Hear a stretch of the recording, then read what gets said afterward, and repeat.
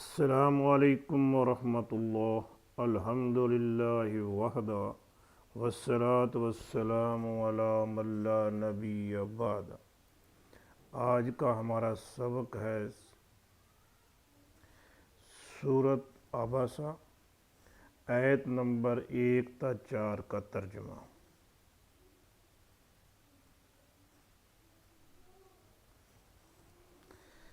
قادسیہ کا نبینہ مجاہد کون تھا؟ آئیے چلتے ہیں ان آیات کے ترجمے کی طرف اور دیکھتے ہیں کہ وہ کون تھا قادسیہ کا نبینہ مجاہد۔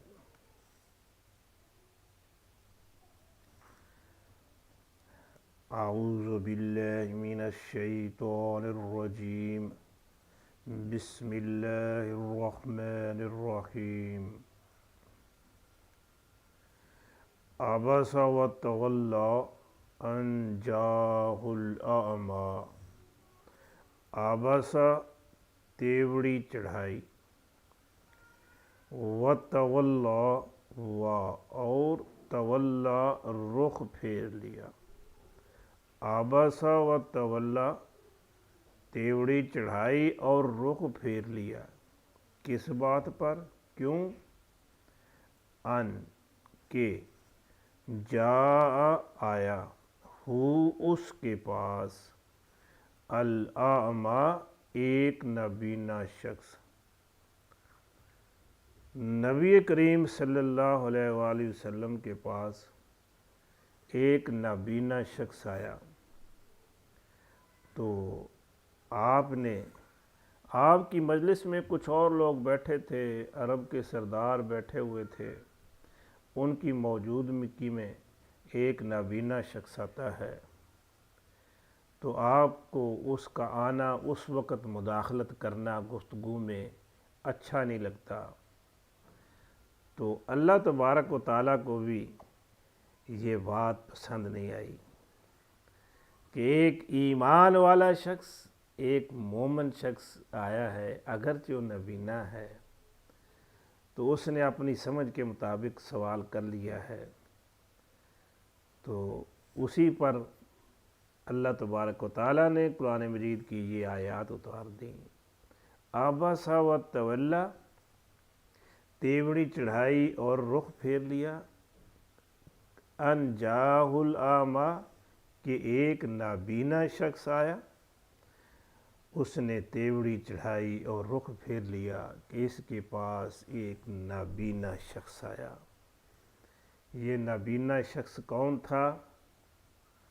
عبداللہ بن ام مکتوم رضی اللہ تعالی عنہ۔ نبی کریم صلی اللہ علیہ وسلم کی مجلس میں ابی بن خلف، ایک مکے کا سردار ہے، وہ بیٹھا ہوا ہے۔ بعض روایات میں کچھ اور نام بھی آتے ہیں، لیکن زیادہ مستند بات یہی ہے کہ ابی بن خلف تھا۔ اسی دوران سیدنا عبداللہ بن ام مکتوم حاضر ہوتے ہیں۔ اب وہ نابینا ہے، وہ ماحول سے واقف نہیں ہے کہ سامنے کیا ہو رہا ہے، تو وہ انہوں نے آ کر مداخل کر دی۔ یہ عبداللہ بن ام مکتوم تھے کون؟ سیدہ خدیجہ رضی اللہ تعالیٰ عنہ کے پھوپھی زاد بھائی تھے، اور آ کے مجلس میں بیٹھ گئے۔ نبی کریم صلی اللہ علیہ وسلم سے عرض کرتے ہیں، یا رسول اللہ صلی اللہ علیہ وسلم، علمنی مما علمک اللہ، مجھے وہ باتیں سکھائیں جو آپ کو اللہ تبارک و تعالیٰ نے سکھائی ہیں۔ کیا میں کہتا ہوں حیرانگی والی بات ہے۔ اس نبینے شخص کا ایمان دیکھیے، کیا سیکھنا چاہتا ہے کہ مجھے بھی وہ باتیں سکھائیں جو آپ کو اللہ تبارک و تعالیٰ نے سکھائی ہیں۔ تو نبی کریم صلی اللہ علیہ وسلم اب اس سے ابی بن خلف سے گفتگو کر رہے ہیں، تو آپ نے اپنی زبان سے کچھ نہیں کہا، خاموش ہیں، صرف چہرے پر ناگواری کے اثرات ہیں۔ تو اس ناگواری کے اثرات پر ہی اللہ تبارک و تعالیٰ نے وہی نازل فرما دی، آباسا و تولا، تیوڑی چڑھائی اور رخ پھیر لیا، انجاہ الاعمیٰ، کہ ایک نابینا شخص آیا۔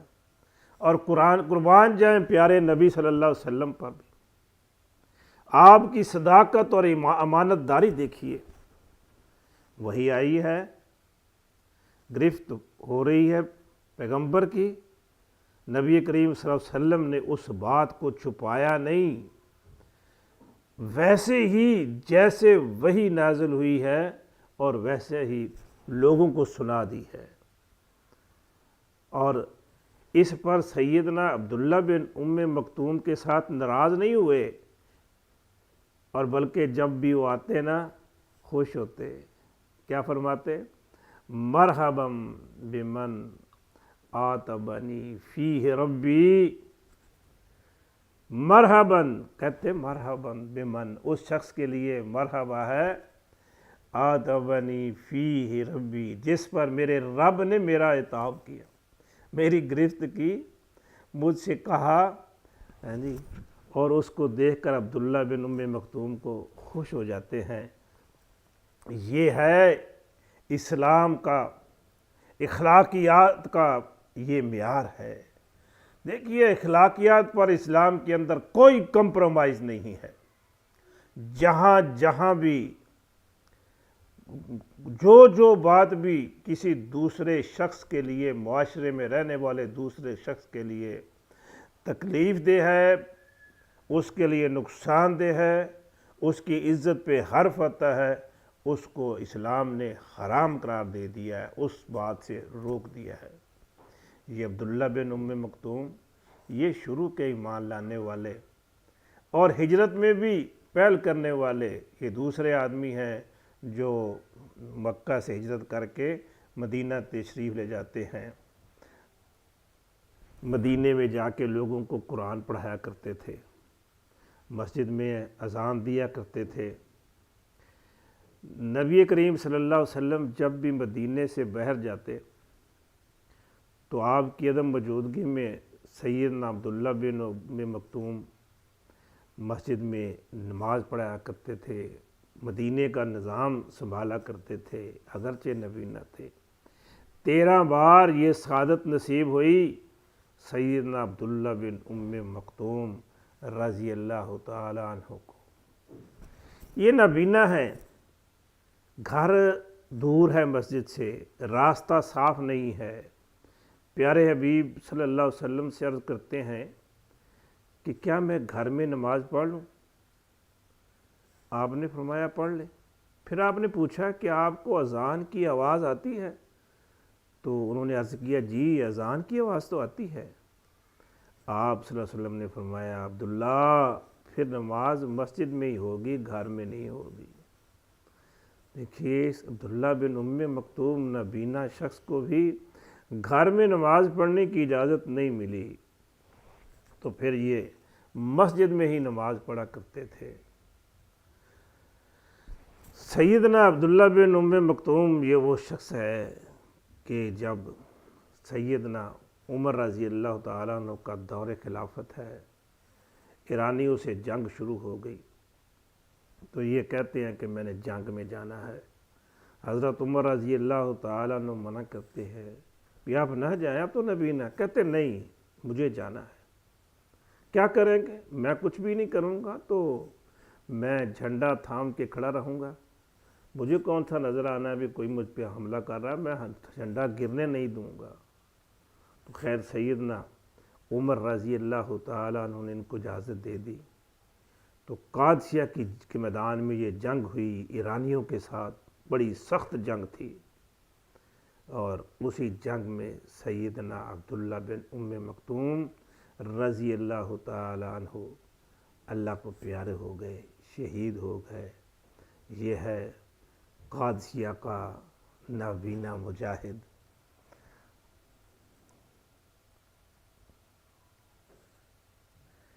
وما یدریک لعلہ یزکیٰ، وما یدریک، اور ما کیا چیز، یدری آپ کو بتائے، کا آپ کو، یدری کا یدری بتائے کا آپ کو، وما یدری کا اور کیا چیز آپ کو بتائے، آپ کو آگاہ کرے۔ اس کا عموماً ترجمہ کرتے ہیں آپ کو کیا معلوم ہے، لا اللہ، لا اللہ۔ اچھا یہ یدری، ادرا، یدری، ادرا فعل ماضی ہے اور اس سے فعل مضارع ہے یدری۔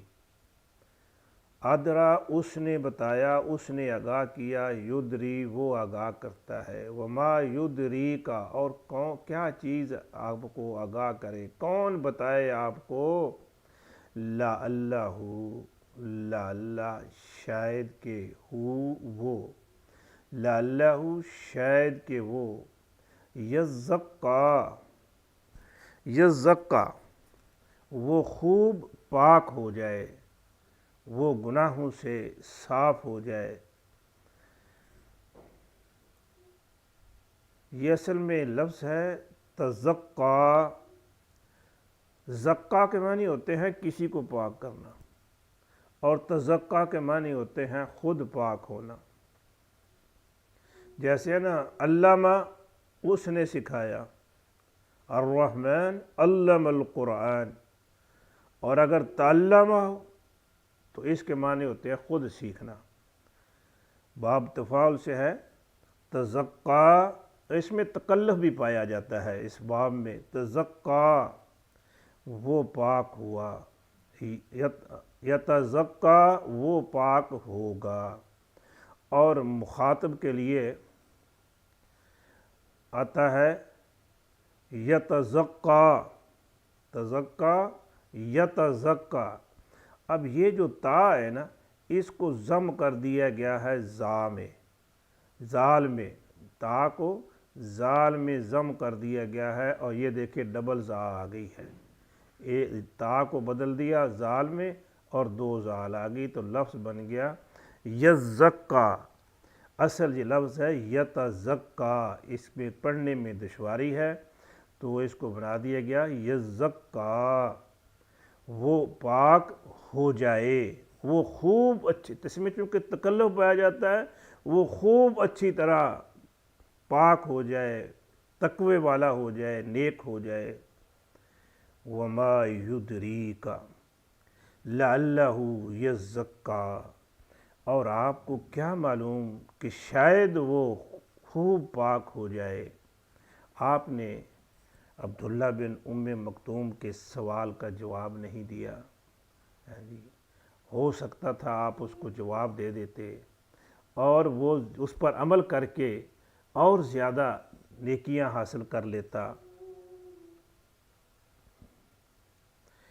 او یذکر فتنفعہ الذکریٰ، او یا یذکر نصیحت پائے، یا وہ اس سے سبق سیکھتا، آپ اس کو کوئی بات کہتے، کوئی نصیحت کرتے، وہ نصیحت کو سمجھتا، فتنفع۔ اچھا یہ جو لفظ ہے یذکر، یہ بھی لفظ ہے تذکرہ، ذکرہ اس نے نصیحت کی، یہ بات سمجھیے، ذکرہ اس نے نصیحت کی، اگر تذکرہ ہو تو اس کے معنی ہوتے ہیں اس نے نصیحت حاصل کی، وہ سمجھا، تذکرہ وہ سمجھا فعل ماضی ہے، اس سے مضارع بنے گا یتذکرو، یتذکرو وہ سمجھے گا، وہ سمجھتا ہے، وہ نصیحت پاتا ہے یا پائے گا۔ یہاں بھی جو تا ہے اس کو زال میں ضم کر دیا گیا ہے، تا کو بدل دیا زال میں، دو زال زا میں، تا کو بدل دیا زا میں، دو زال زا ہو گئیں، تو یہاں پھر اس کے اوپر یہ شد لگا کے اس میں ضم کر دیا گیا۔ یتذکرو وہ نصیحت پائے گا، وہ سمجھے گا۔ اور یہ جو لفظ ہے اصل میں یہی لفظ ہے، یتذکر باب تفاعل سے ہے، اس میں بھی تکلف پایا جاتا ہے۔ او یذکر، یا وہ سمجھ جاتا، یا وہ سمجھ جائے، یا وہ سبق سیکھ لے، پھر کیا ہو، فتنفع، فا پھر تنفع فائدہ دے، ہو اس کو، تنفع فائدہ دے، ہو اس کو، کون، الذکرہ نصیحت، ذکرہ چونکہ مونث ہے اسی لیے تنفع فعل مونث کا آیا ہے۔ یہ لفظ ہے نفع، اس نے نفع دیا، ینفع وہ نفع دیتا ہے، وہ فائدہ دیتا ہے۔ اگر یا کو بدل دیں تا میں، تنفع، جیسے یہ لفظ ہے تنفع، تو اس کے معنی ہوں گے تو فائدہ دیتا ہے یا دے گا۔ دوسرا یہ مونث غائب کے لیے آتا ہے، تنفع وہ فائدہ دے گی۔ یہاں مونث غائب کے لیے ہے، وہ کیا ہے، ذکرہ نصیحت، فتنفع پھر فائدہ دیتی ہو اس کو، الذکرہ نصیحت سبق، او یہ ذکر، یا وہ سمجھ جاتا، فتنفع الذکرہ پھر آپ کی نصیحت اس کو فائدہ دیتی، الذکرہ نصیحت، او یذکر یا وہ نصیحت پائے، فتنفع الذکرہ پھر نصیحت اسے فائدہ دے۔ یعنی آپ نے اس کو اس کے سوال کا جواب نہیں دیا، اگر آپ اس کو نصیحت کرتے، جو اس نے پوچھا تھا اس کو بتا دیتے تو ممکن تھا وہ سبق سیکھتا، وہ نصیحت پاتا، وہ نصیحت اس کو فائدہ دیتی۔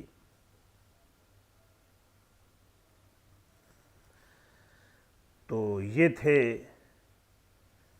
قادسیہ کے نابینا مجاہد، اور جس نے پیارے حبیب صلی اللہ علیہ وسلم سے آ کے سوال کیا، اور سوال بھی کیا ہے، علمنی مما علمک اللہ، جو اللہ تعالیٰ نے آپ کو سکھایا ہے مجھے بھی وہ سکھائے۔ کیا شوق ہے، کیا جذبہ ہے دین کے سیکھنے کا۔ ادھر پیارے پیغمبر صلی اللہ علیہ وسلم ابی بن خلف کو سمجھا رہے ہیں تو ان کی طرف وہ توجہ نہ دے سکے، تھوڑا سا چہرے پہ ملال آیا کہ میں اس کو سمجھا لوں پہلے، تو اللہ تبارک و تعالیٰ نے اس بات کو پسند نہیں کیا اور فوراً اصلاح فرما دی، اور پیارے حبیب صلی اللہ علیہ وسلم نے اس اصلاح کو کھلے دل سے قبول کیا۔ اور پھر عبداللہ بن ام مکتوم جب آتے کہتے مرحبا مرحبا، یہ ہے وہ شخص جس پر اللہ تبارک و تعالیٰ نے جس کے بارے میں میری گرفت کی، اور اسے کہتے ہیں مرحبا مرحبا۔ سو میرے بھائی، اسلام میں اخلاقیات کو بہت زیادہ اہمیت دی گئی ہے، اور دوسری بات خصوصاً ایک ایمان والا شخص جو ہے اس کا ادب و احترام بہت ضروری ہے۔ اللہ تبارک و تعالی ہمیں ایک دوسرے کے ساتھ الفت محبت سے پیش آنے کی توفیق عطا فرمائے، ایک دوسرے کے آداب و احترام کا خیال رکھا جائے۔ وما توفیقی الا باللہ۔